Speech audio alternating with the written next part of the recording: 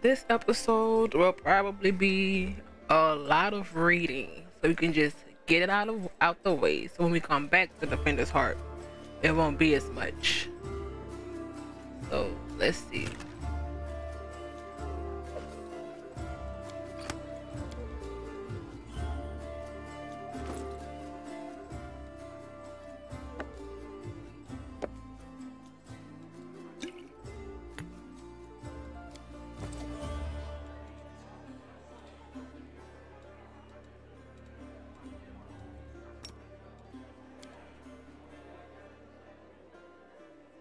Our path leads on. But we are going to level her, and we'll level the others after we talk to them. Another Flame Warden.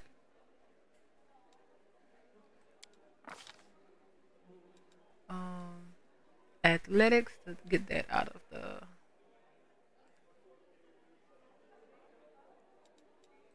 -1.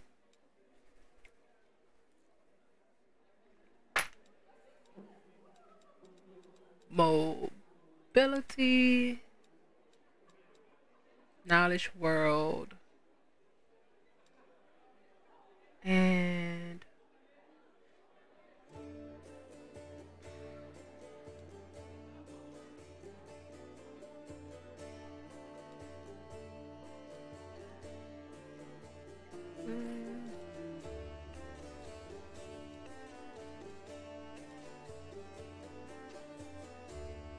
stealth.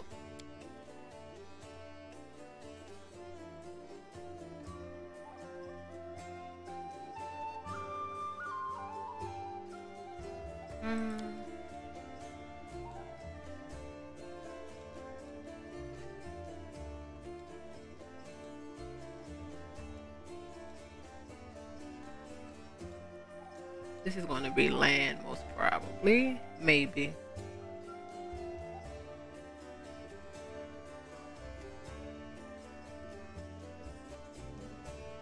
Actually, I'll take this.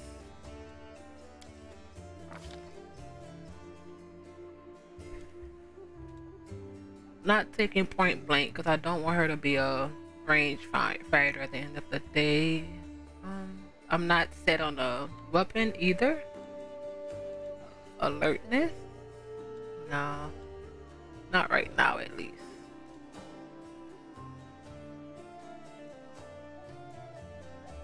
Blind fight.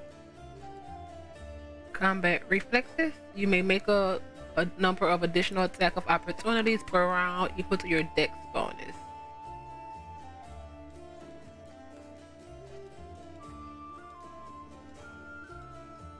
Spell dodge. Dodge would probably be double slice. Your offhand weapon while dual wielding strikes with greater power. Add your strength. But I think strength is only +1, so.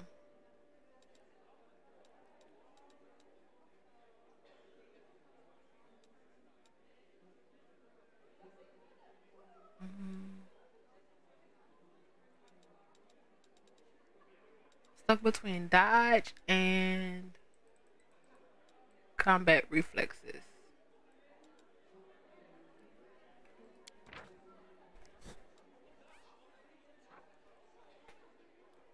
Combat mobility.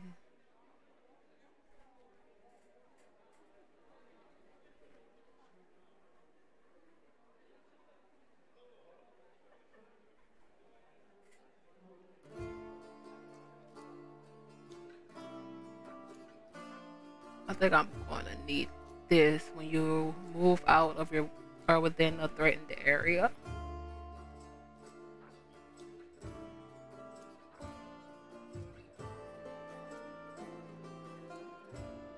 I think I'm going to take dodge.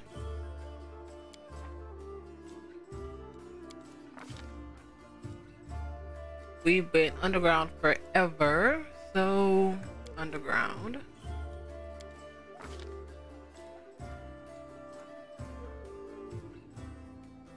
We gain in, let's see, 3.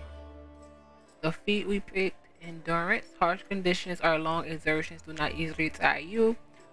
You gain +2 bonus on athletics checks and +4 on fortitude saves against fatigue and exhaustion. And the terrain.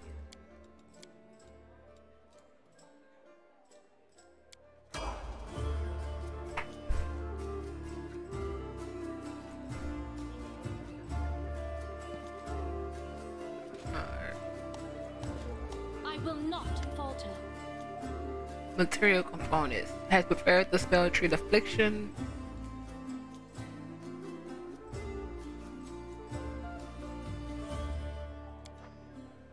Hey, wait. Mind if I bend your ear about something? Anevia is outside your door, leaning casually against the shelf.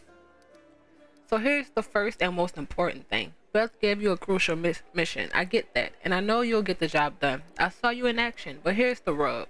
By sending you out on an errand, we're weakening our defenses here. If they come at us while you're gone, I don't know if we're going to be able to fight them off. Do you want me to stay here and guard the tavern? You what? No. Your task is far too important. You can't just hold up here all cozy like, waiting for the demons to knock on your door. We need to take the fight to them. But if those freaks try to move on this place, Beth will send a runner to get you. If that happens, you leg it back here, alright? Cause if you don't, you'll be coming back to an ash pile. Got it? Everything seems clear to me. What else do you wish to discuss? So the rift that damn beetle left with his sight, yeah, well, it cut the city into two, and it's kind of difficult to get across. My scouts tell me there's a halfway decent place to set up a crossing in Market Square.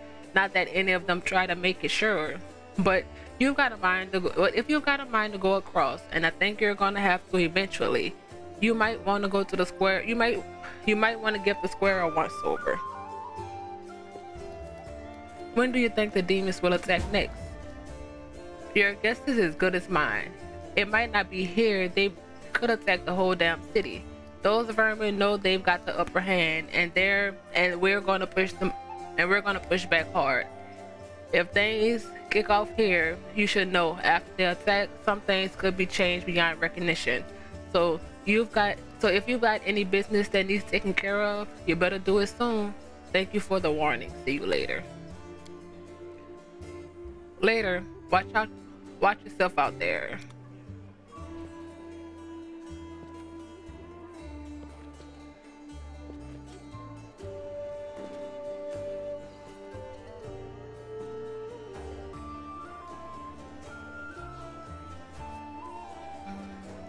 Salt and bone. The dwarf resembles an abandoned citadel, one whose high, crumbling walls are still holding fast, but whose empty, lightless windows make it clear that all inside is dead. Oh, it's you. Good work back there in the great garrison. Name's Staunton Vaughn. If you've heard rumors of me, his face, which looks like it's never known anything as carefree as a smile, grimaces. Just so you know, everything people say about me is true. What do people say about you? They say I'm a traitor as bad as Arule Vorlesh, that I'm a disgrace even among the ranks of the condemned, that Queen Godfrey should never have spared me, that I belong on the gallows. The condemned. The condemned is a military unit made of petty criminals conscripted as disposable soldiers and frontline fodder in the Mandavian Crusades. That's sad. A frontline of people they deem worthless.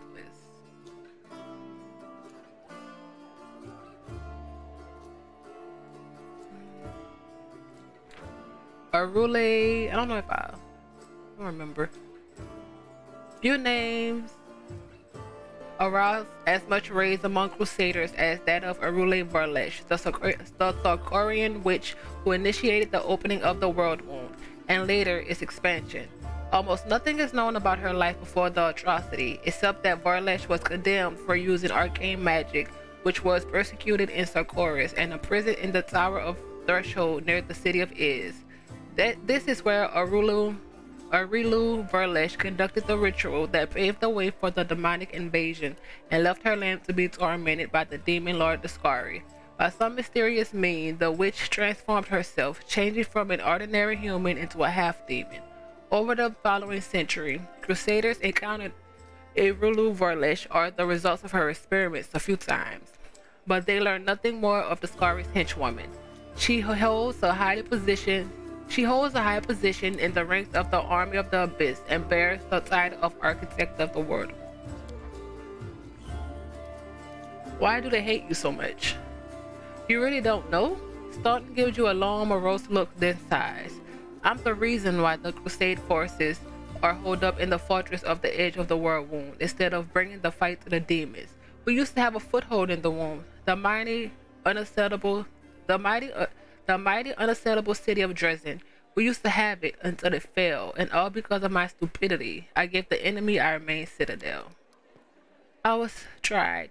They wanted to execute me, and rightly so, but the queen intervened. She said that I should live and fight in order to undo what I had done. So that's how I live, decade after decade, fighting the condemned. The dwarf shrugs. As you can see, I have fixed nothing, and I have earned no one's forgiveness. Are you going to spit in my face too? It wouldn't surprise me.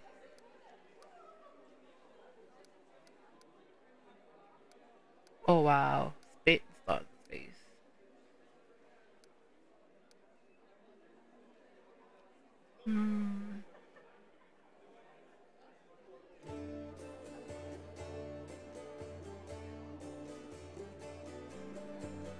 It's not my place to judge you. Who knows what I may have, who knows what I would have done in your shoes? Really? Well, that's something, I suppose. A whole city fell because of you? How is that possible? What do you mean, how? The knight glares at you from beneath his furrowed brows. If you don't trust the word of a condemned, go ask someone else, like my little brother Joran. And if you still don't believe it, what's it to me? But if you're about to ask me to recount the story of my disgrace for the 1000th time, don't. You really don't have any friends? I wouldn't have survived this long if I was completely alone. Joran, my little brother, he keeps me going. He's never abandoned me. Everyone else shies away from me, like they might catch what I've got. Even fighters in the condemned console themselves by thinking, I got stripped of my rank, but at least I'm not starting. Commander Thirlblade seems to be the only person in the whole army who remembers that I'm a soldier and not a drudge. She has no qualms about taking me into battle. She has some mud flung at her in the past, or so I hear. That's why she tries to keep an open mind about people. It's no surprise that she's the only one to hold on to her sense of reason in this farce. So many years in the condemned, surely you have faced your penance by now. That's not up to me to decide. My life is in the queen's hands. He falls silent for a moment, and then in a trembling voice he adds, the condemned isn't the worst part. All these years I have prayed to Torag for forgiveness. Countless times I've gone to his priest. Countless times I've kneeled before his altar. If only the father of Dwarvenkind would answer my prayers just once. Not to restore what I've lost, but just to tell me that I am still one of his children. But it seems he doesn't give a damn about me. What can I expect from mere mortals who my own God doesn't think I deserve redemption? Torag. Torag, also known as the Father of Creation, is a stoic and serious dwarven god of the forge, perception and strategy, who values honor, planning, and well-made skill. He is an often distant deity, lending magical power to his clerics, but leaving his followers to make their own way through life, knowing that this will make them strong and determined. He sort of reminds me of Harem in a depressive way. Harem was ready for death, but not like this.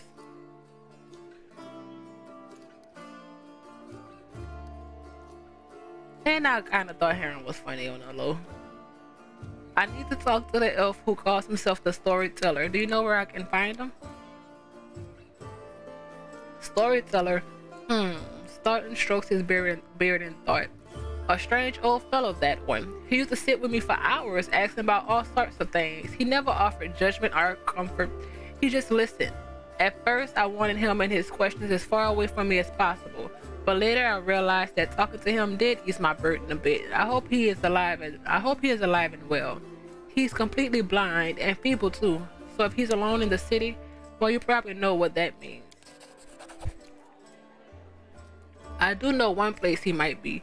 Look for him in the Black Wing. It's a library here. I'll show you where it is on the map.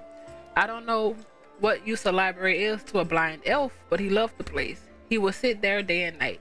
Black Wing Library has been revealed. I have to go. Go on then.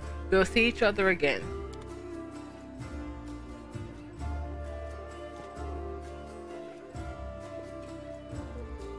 Camellia. Camellia looks you over pensively, toying with the snake-shaped bone amulet that dangles from her pale neck. Noticing your glance, she flashes you a cold, barely there smile. Greetings. It seems like a moment that she wants to say something else, but the pause grows too long, and she slips back into cautious silence. Your amulet is unusual. Where did you get it? Ah, my little trinket. It's so nice of you to notice. But I assure you, this amulet is nothing but a bauble. Can a lady not be drawn to beautiful, useless things? Where did you learn to wield a rapier so well? I had good teachers, although they don't all get the credit. I am a most diligent student. Camellia licks her parched lips. Tell me about yourself. You want to know more about me than you already do? Why? Camellia arches a danning brow. I talk to the spirits of this tormented land, and they guide me in battle. I'll help you fight the demons, and I swear that you can rely on me in this matter. Isn't that sufficient? You're much more relaxed during battle. Your battle cries are inhibited. She blushes slightly and lowers her eyes. So you've noticed. To be honest, I find it embarrassing. You see, being a shaman means having spirits of battle as my ever-present companions. In the heart of combat, they become rather, vocal? Anyway, as much as I enjoy our delightful conversations, the spirits are calling me, and I must respond. Please excuse me. Camellia turns away, watching you out the corner of her eye. So, Incria has no... Well, she's suspicious of Camellia, because something's off, even with the battle cries. And for me personally, I never touched her backstory in the 2 acts I did in the, well, act and a half I guess I did in my previous playthrough, but it's obvious she's off. Oh, I had so much else to... There we go. Greetings. Your speech tells me you are of noble birth. Camellia laughs her practiced musical laugh as she watches you from her lowered lashes. You're most insightful, a fine quality to have. Camellia laughter ends, and unspoken words hang in the silence.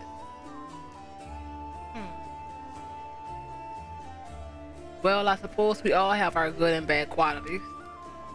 I wouldn't have pegged you as a philosopher. I have to go, we'll talk later.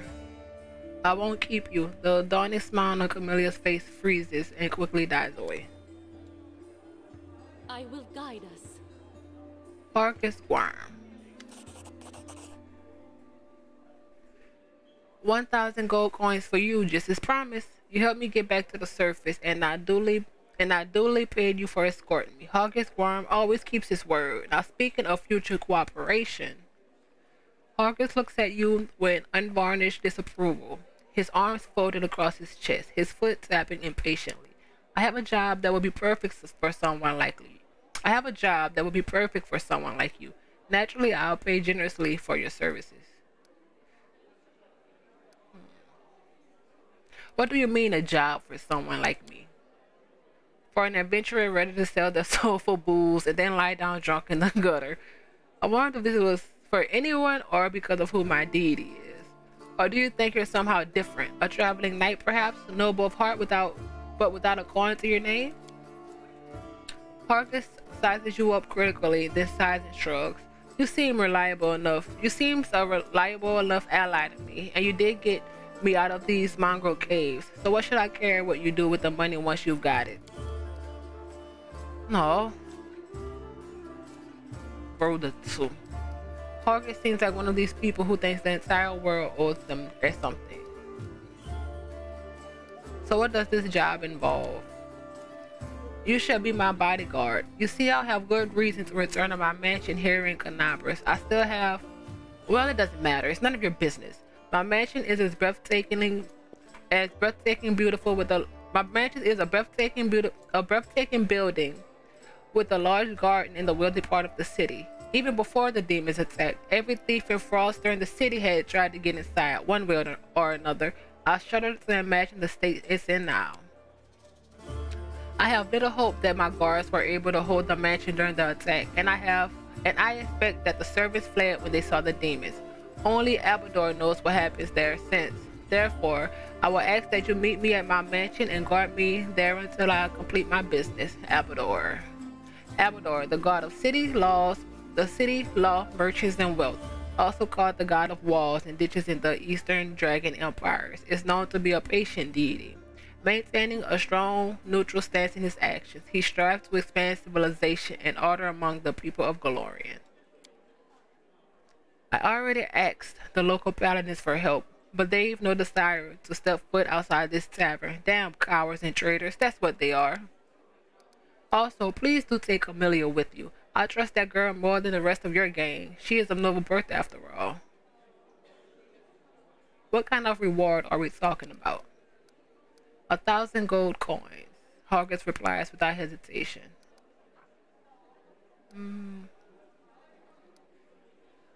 He ticked me off, so let's try it. Roll the 2. Yeah, right. For that kind of money, I would hire Queen Godfrey herself to guard me. 1,000 is my final offer. Deal. Marvelous, most excellent.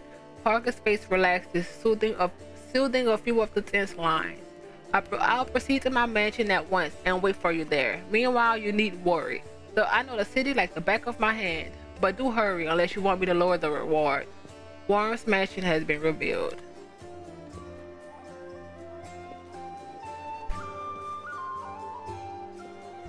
Who's next? Jimmel Hawks. A strange figure towers over the bar, a huge, ungainly man with skin so milky white that his blue veins are visible even from a distance. His bald head is equally part slumpy and pitted, and blood-filled eyes stare impassively out at you beneath his pale brows. The glass in the albino's large, clumsy hands look dangerously delicate, as if one twitch of these calloused fingers would be enough to crush it. A gold medallion engraved with a tankard gleams around his neck. What it'll be? I wish they would, like, when it's a hidden check, I wish they would tell us what it was. The medallion you're wearing, that's a sacred symbol, isn't it? Are you a cleric of Aiden Callian? I'm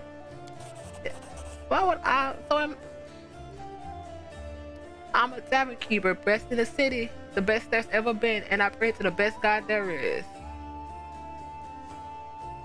This is also my God, so shall we raise a toast to Caden? May he show us wisdom at the bottom of every tankard. So drink, no one's stopping you, just remember it's not on the house. Who are you? The albino slowly takes your measure with red eyes and finally with a gentle sigh says, Jimmel Hawks, vampire. How did you end up in the Crusader City? How did anyone end up here? How did you, or them? With a huge hand, the tavern keeper gestures at the ragtag group assembled in the room. The world is big, but still there isn't a place for everyone. People who no longer have a life anywhere else to end up here. Are you really a vampire? Jimmel gives you a long look of reproach and then gradually answers, no. Any news in the city? The albino looks around. There are demons everywhere, and you showed up. Are there any places in the city worth visiting? If you mean places that normal people usually stay well away from, then there are plenty, like the Pixtaxian wine cellar. Jimmel pauses for effect, like the name of the place alone should make you quiver in fear. We know what Pixtax is, do the Kingmaker. It once belonged to a Pixtaxian trading house. Then King Irabedi came to power in Pixtax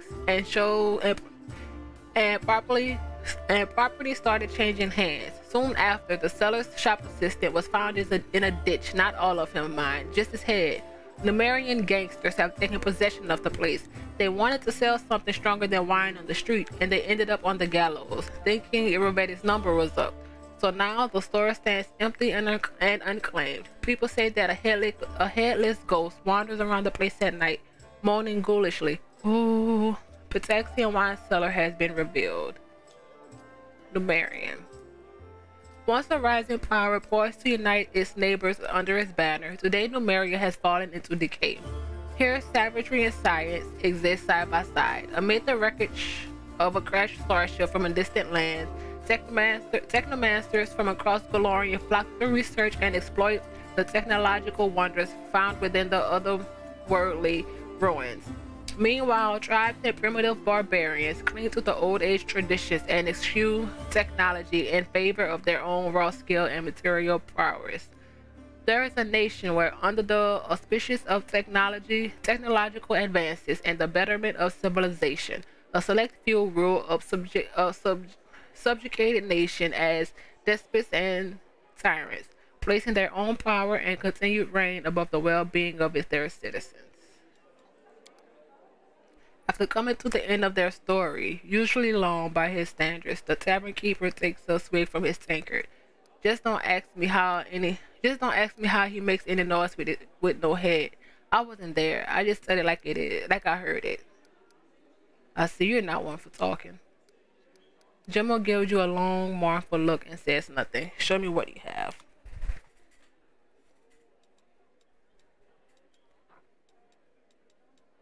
Bulk. Don't want the glaive. Don't want the scythe.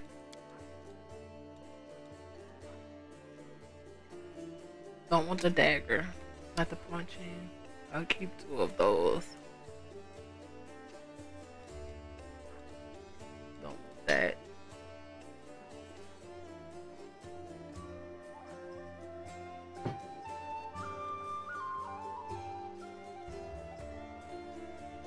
Avocado. Radiant.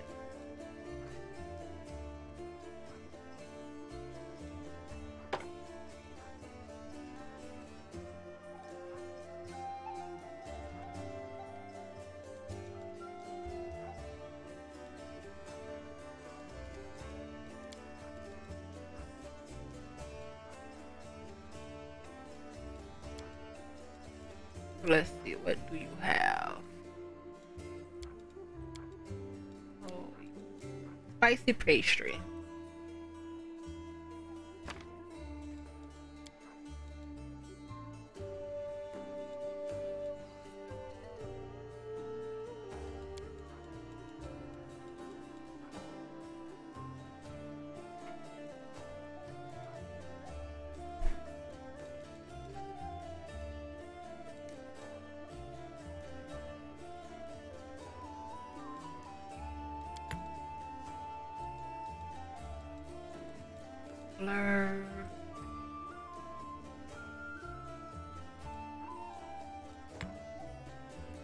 Two more of those.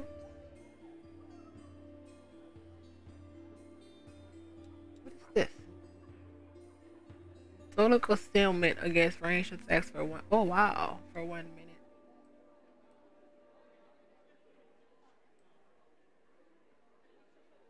Portion of magic weapon, primary, secondary. 2 of each. Bless weapon.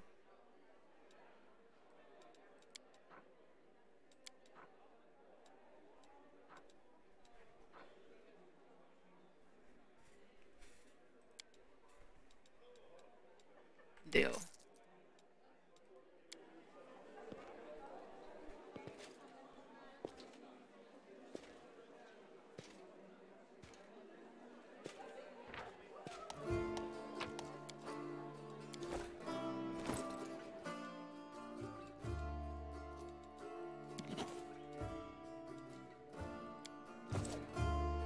What I did want to do was,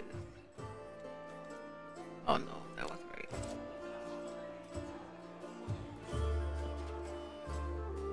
Today we're alive, but what about tomorrow?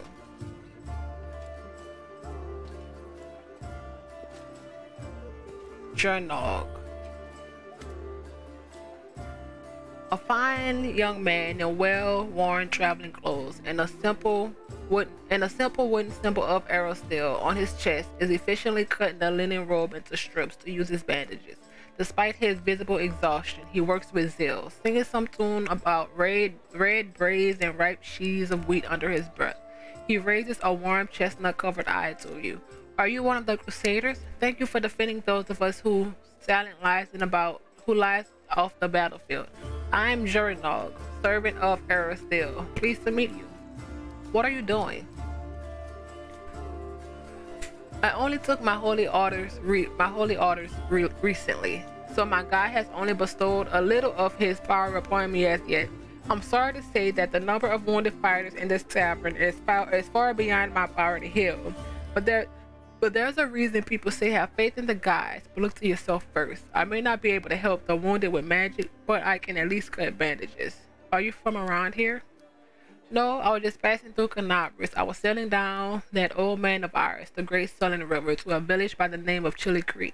I happened to land in the city on the eve of the festival, and I'm ashamed to say I decided to stay for a day to enjoy myself, but I ended up staying in the city longer than I had bargained for. Chili Creek? Where is that? It's a small fishing village. It's not even marked on some maps, but people do live there. What they don't have is a priest. They have no one to heal their wounds, no one to offer prayer for a good catch, no one to give their dead a dignified burial, and the world wound is a stone's throw away. So I'll be setting sail for Chili Creek to serve my God and my people.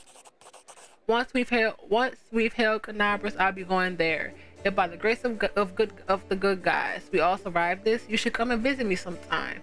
You'll find the village hero on the bank of the river. The priest marks Chili Creek on your map. Aren't you a young and inexperienced cleric afraid to go to the border of the world wound? I won't lie, I am afraid, but what can I do? These villagers are simple people. Every day of their short lives is spent doing hard, honest work. That's exactly the kind I want. That's exactly the kind of life I want, something simple but meaningful. If I had centuries ahead of me like elves do, I might have spared some 50 years or so to travel around the world, the young man says with a smile. Maybe even 100, why not? But I don't have time to spare, so I want to spend my short life in a place where I'm needed most, even if it's dangerous, especially if it's dangerous. I could use, he already said he doesn't have any magic. I have to go. May Aristille watch over you.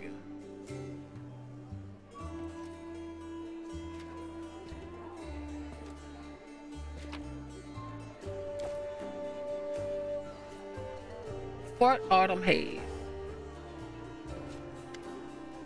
A tall, fragile-looking elf sits in front of you, eyes closed. He is as pale as a ghost, his arm wrapped in a blood-stained bandage. He spots other bandages on his body under his clothes, but even in such a miserable state, he manages to keep calm. Raising his eyes to meet yours, he says faintly, I am Foreign Autumn Haze at your service. His pale lips are reddened by blood, but you see no signs of pain or fear in his eyes. Do you need help? After giving a cold, intense look, he shakes his head. Do not trouble yourself on my behalf. A local healer tended to me. Besides, I come from a resilient, hardy people. My body will endure both the wounds and the poison delivered through them. Who wounded you? Wait, who are you? My name is Foreign Autumn Haze. I've come from Keonan because I am a hunter, and all minions of evil are my quarry. I won't say more than that if you don't mind. We are strangers, and of different races and cultures. I'd rather not tell you more than necessary. Keonan. The homeland of the elves race of Golorian. Keonan was almost completely evacuated by the elves just before the fall of the Starstone. They only recently, by elven standards, returned to Golorian to reclaim their ancient homeland and have become an isolationist realm, allowing few non-elven visitors into their mist-shrouded capital, Adara. Who wounded you? A sinner and accomplished A sinner and accomplice to demons. The quarry I am hunting in this inhospitable place. I am Incria. You can trust me. I might be able to help you. After a long pause, Foreign says, "It would be impolite to refuse such a direct and friendly offer. Who is your quarry here in Mendev?" "I was hunting a fugitive, a desperate by the name of Kalissa. It pains me to admit that there are heinous malefactors such as her among my noble kind. I managed to catch up with her in Canabras, and I wounded her. The demon appeared in the city, and the city was engulfed in flames. I was injured in the battle that ensued and couldn't free her soul from its service to her dark masters." He expresses no anger or hatred as he speaks, only compassionate sorrow. "I'm sorry for your misfortune. I hope things turn out differently next time." He purses his lips. "There is no need for pity. Our ancient kind is blessed with great longevity. We gain a deeper understanding of the world than other races, and we learn our lessons better than anyone. That goes for learning from our mistakes as well. I survived, which means I will be more prepared when we meet next time." I don't really care that much about this hunt, honestly. Well, I'd like to know more about you. I won't hold anything back. Not who I am, why I made my way here, or who it is that I am pursuing. Tell me about yourself. Other people tend to believe that the identity is the sum of a person's actions and the events that happens to them. For them, I am one of a long line of warriors of Keonan, who since his youth have dedicated himself to hunting evil and injustice. For them, I am a successful and capable huntsman who has tracked down and slain a great many monsters. But I am an elf, and for me, my identity has a different meaning. It is shaped by the place where I was born and that I love so deeply. I am shaped by what I find beautiful and what makes my heart quicken, by the fears that come to me in the dead of night, by the things I found so intolerable that at the sight of them, my very core darkens and fills with poison. Thus, to tell you who I am, I would require many days and much candor, which is more than you and I have at our disposal." You should have just said, "I don't want to tell you." "Why did you choose to be a hunter of evil?" "Because I am the son of a noble and proud nation. We are sometimes criticized for our arrogance, but no one dares doubt our honor. When a crime is committed, we cannot turn a blind eye. If we were to abandon our obligation to oppose evil, if we were to surrender this obligation to other races, we will also relinquish our permanence." Remind, who is the quarry that brought you to Mendel? Oh, alright, I have no other questions. I wish to aid you in your hunt. Foreign covers his eyes warily. "I thank you, but this is my mission, and I'm used to facing all matters of terrors on my own. I do appreciate your willingness to help. If you happen to meet Kalissa, take caution. She has turned many innocent souls to the path of evil, and darkness has rewarded her with many gifts. Her appearance alone would tell you that. It is warped. The agate skin, the malicious stare of her blood-red eyes, the bestial teeth. She's more monster than elf at this point." I need a 19. What does Kalissa look like again? I knew I was on 15. Well, right now when oh wait, no, I need a 26. Oh yeah, I need a 19 to pass it. But I rolled a 15. Her skin is dark. Her hair paternally white. Her red eyes can see clearly in the dark, which to my dismay I've come to know from experience. But bright light causes her kind pain. I used a chemical powder that explodes in a dazzling flesh, and she cried out as if I stabbed her. I wonder if she's a vampire or something. It's clear that this woman is a faithful servant of darkness. The marks that Kalissa's masters have left on her appearance to say as much. I have to go. Good fortune to you.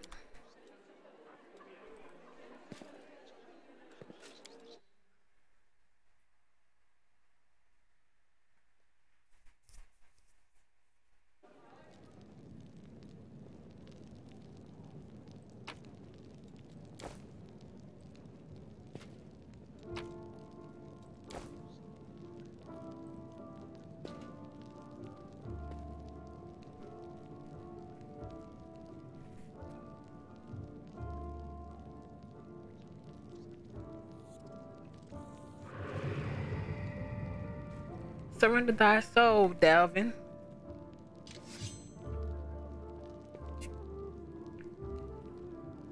Iomade, protect us.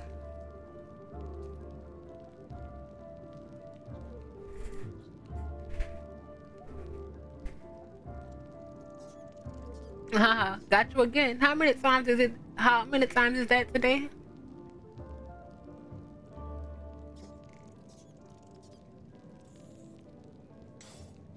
Take your jokes and shove them, tiefling.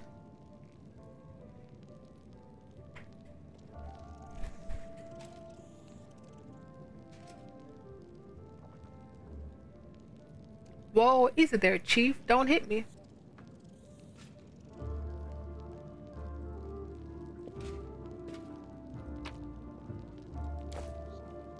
Without a doubt.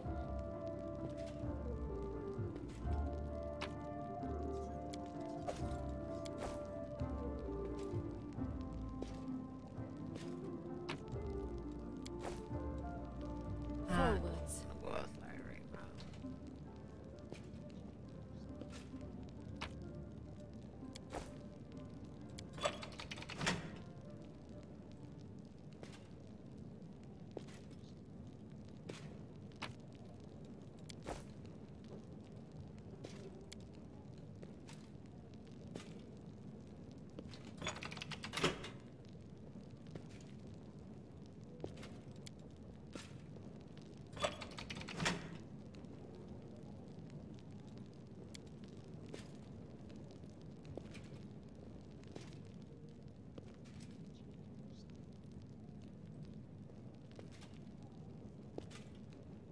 Go ahead. Don't take too long, though.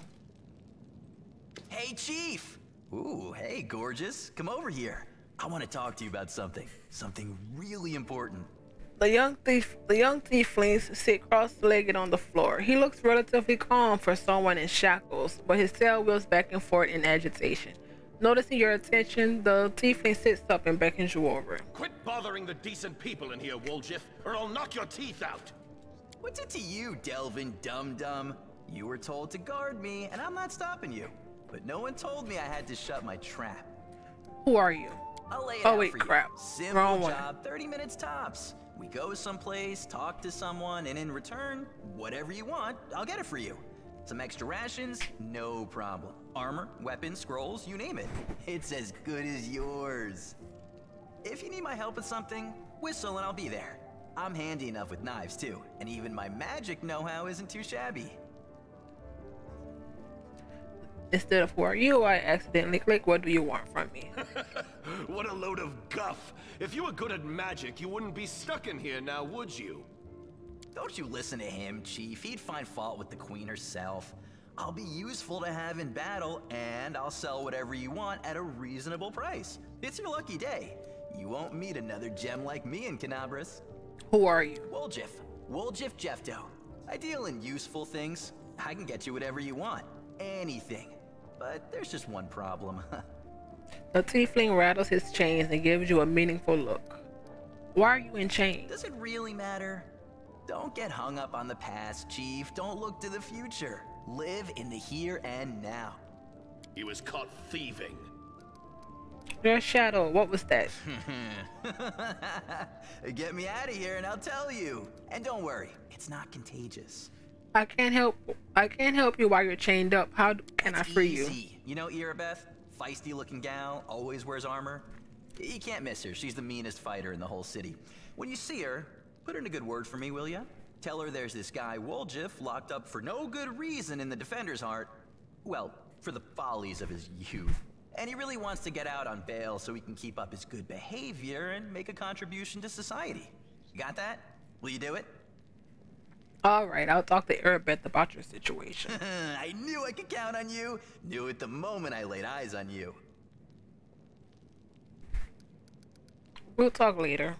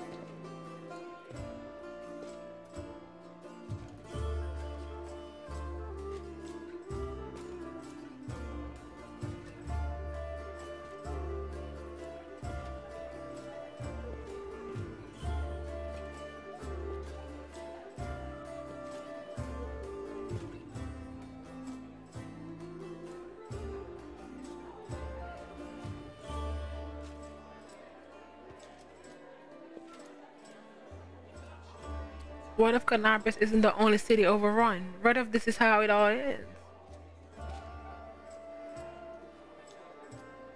How much longer can we hold out? A day? 2?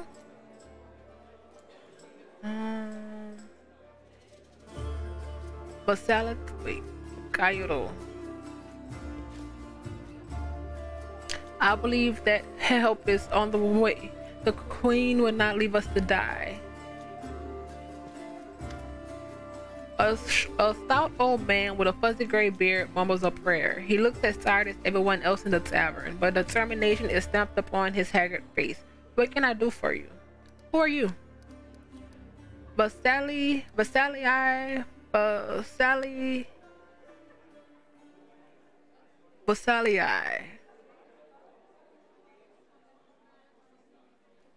Basalii Ritibus, rector of the local temple of Abador. The temple is gone though, and if we snooze here for much longer, the city will be lost as well. Who is the boy with you? This one, Kieto the shepherd, my apprentice. He's a smart boy, and his faith is strong. He served Aristil, though, but there is still something he can learn from an old servant of Abador. He'll be a great cleric when he gets a little older. What kind of help can I expect from you? First, I sell scrolls. I have a lot of them. Something for every emergency. Second, while you're here in the tavern, I can read one for you. Guaranteed, no surprises. But you better not go into the city without a cleric. I won't be going there myself. I'm too old and my powers are needed here. Show me the scrolls you're selling. And I did get some other crap.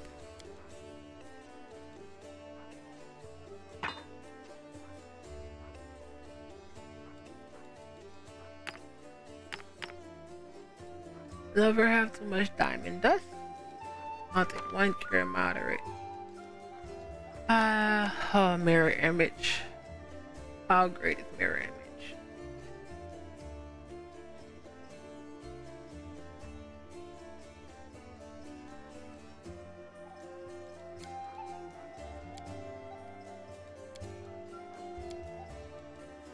Hey.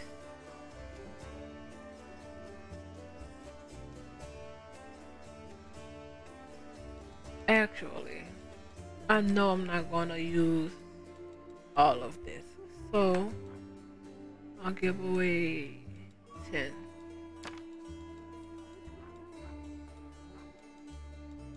How much? A whole 6 a piece.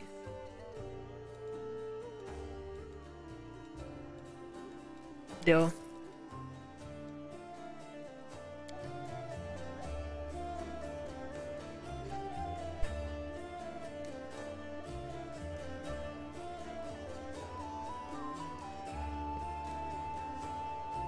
Back to Anevia, just in case she has something different since she moved.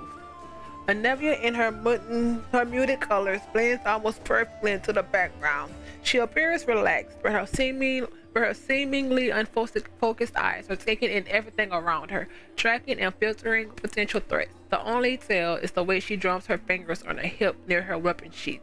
She shows no sign of injuries, and confidently leads on her previously broken leg. She pretends to have just noticed you, even though she watched you approach from afar. Oh hey, see how they patched me up? Now I can run, jump, and dance the jig if I feel like it. Are there any suspicious places in the city I should pay attention to? There was a couple spots I wanted to check out, but I didn't have time. If there really is a den of cultists here, then it would be good if you could swoop in there and bust some heads. You don't even need a search warrant. Anevia shoots you a crooked smile. First one is the silken thread. It's a funny little tailor shop that doesn't take any orders and never buys any fabric, but they always seem oh so busy. They're busy with something in there, alright, but sewing ain't it. Silken thread Adelaire has been revealed. Second one is the alchemy shop, Turnbased Solutions, and they trade in everything, not just healing potions. Judging by the ingredients they've been buying on the black market, something's fishy about the alchemical rituals going down in that place. Turnbased Solutions has been revealed. Tell me about yourself. She shrugs with a lazy smile. I'll be happy to, but there's kind of nothing to tell. What's so interesting about me?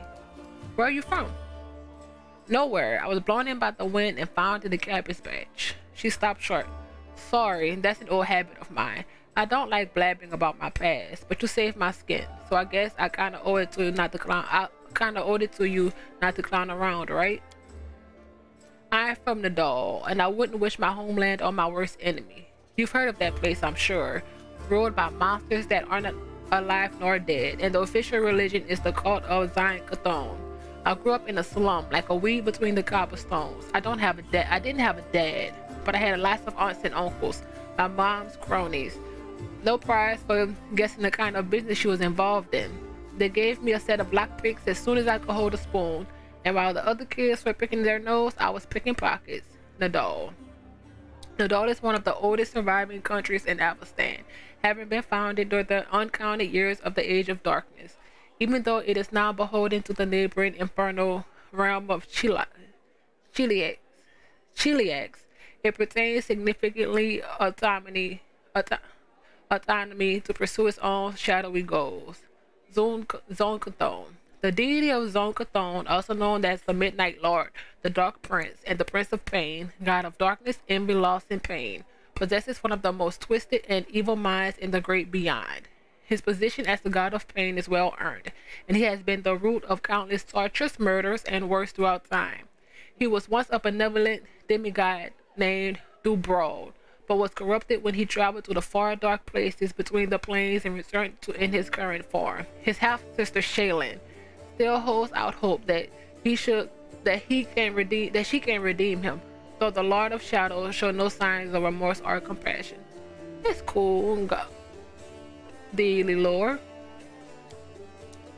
When I was 12, the monks of the Silent Shroud came for us, creepy guys with their mouths sewn shut. They're the guard in Nisroch. Mom gave me to her friends, and we hid in the secret temple of Desta. I never saw my mom again. I lay low in the temple for the next few years. Kept my head down. I washed floors, fetched water, listened to sermons. Funny thing, after a while, I started liking Desta's teaching. But as soon as I was old enough, I was out of there. I left the dog and got as far away as I could. How did you meet Erebeth? I was bumming around to mine a while back, doing this and that. Destined temples sometimes gave me odd jobs. You know, sometimes they needed people with skills like mine. On the surface, it was fine, I guess. After the dawn, the freedom of river kingdoms should have seemed like heaven. My chance to sit back and enjoy life. But I wasn't happy. There just wasn't any joy in my new life. I was all alone. No one cared about me, and I didn't care about anybody either. I struggled to find a reason to drag myself out of bed every morning. Tying a stone around my neck and jumping into the nearest river started to look pretty appealing. One day, I was hired to follow some fellows who the local authorities suspected was Resmerian spies. I was stupid. I made a rookie mistake and they caught me. Just like my body already decided what to do with my mind had been fighting to. It was like my body already decided what to do with my mind has been fighting. To finally put me out of my misery. Get someone else to kill me. Since I didn't have the guts to do it myself, they grabbed me. I thought they'd get me on the spot, but instead they hog-tied me and dragged me off. And just like an animal going to the slaughter, my only thought was, let's get this over with. They brought me to the nearest stinking cave, threw me on it at their altar, and I realized who it was. Kuthiets from the doll. They tracked me down after all these years, but I didn't care anymore. Wouldn't have had cared if they eaten me or whatever. We all gotta do something, right?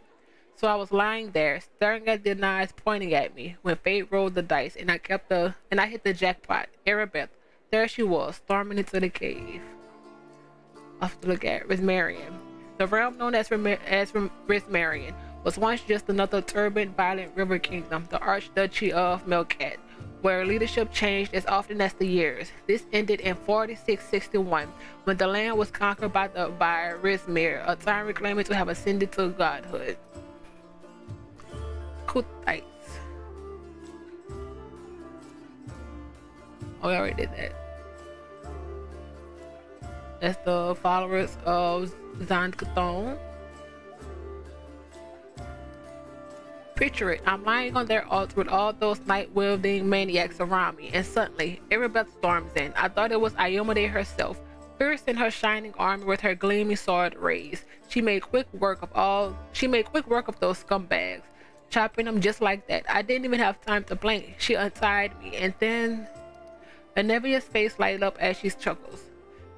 She looked through the paper they had on the table, and she started swearing like a sailor. So much for Iomade. How did you and Erebeth end up in Canabras? After almost becoming a human sacrifice, I knew I never wanted to leave Erebeth's side. Desna knows I fell for her instantly, and I fell hard. My misery was gone, and when Erebeth showed me what was in those papers, proof that the cultists had a nest in her home city, well, I offered to help without a second thought. Anevia smiles warmly. She must have figured I couldn't wait to get my revenge on the cultists, but I didn't give a damn about them. It was her. I'll go anywhere with her, even on a crusade or into the jaws of a dragon. But I took to life in Canabras like a duck to water. I used to be an outcast wherever I went, but half of the crusaders are the same. After all, who volunteered to tangle with demons on the edge of the abyss? You gotta be either a goody two-shoes with too much honor and free time, or a misfit with no life on the normal world with normal people. People come here to run away from their debts, their debts, their past, from themselves. So I fit right in. Quite a ragtag group we've got here, from nobles to street thieves. You got that right. Only the best for us. What do you do if the knights and nobles fail to save the world? The lowlights are our only hope. What's it like living with Erebeth? It's like living. Without her, I wouldn't be. Seriously, if I were alone, I would definitely be gone by now. Sure, sometimes we argue, can't deny that. Sometimes we bang our fists on the table and yell so loud that the walls shake. That's all about order business. But at home, well, I'll give you an example. I've kinda always wanted to move out of that broom closet we call a house and into somewhere cozier. It ain't like they take a part of our property at the Eagle Watch, but every month, somehow most of our spare money is spent on crusader business. Sure, I get mad about it, but Anevia makes a helpless gesture. It's part of why I love her so much. You know, Erebeth has this thing that matters for most. Everybody has this thing that matters most for a person, a purpose in life. She always got a reason for whatever she's doing. Her whole life is a crusade, and I just drifted around like a leaf in the wind until Desna brought us together. Now she's the meaning of my life. So it really makes no difference if we live in a mansion or under a bush. Desna is the goddess of dreams. Thank you for your answers. Oh, that was one question. Thanks for asking. Telling you all this kind of makes me feel better. What are your responsibilities in the Eagle Watch? Anevia smiles evasively. Nothing official. I'm not even a knight, I just hang around. You sure you want to know the details? Catching traitors and spies and cultists is no walk in the park. It's a delicate job. You can't always do it within the letter of the law. What if we surprise some suspicious blighter with an official search? Everyone will know what it was. Everyone will know about it long before long starting with their cronies. Let's start that sentence over. Everyone will know about it before long, starting with their cronies. Then again, sneaking into people's houses at night ain't exactly legal. Crusaders can't be doing stuff like that, can they? Well, I'm not exactly a knight. She trails off. I have to go. All right, you watch yourself now.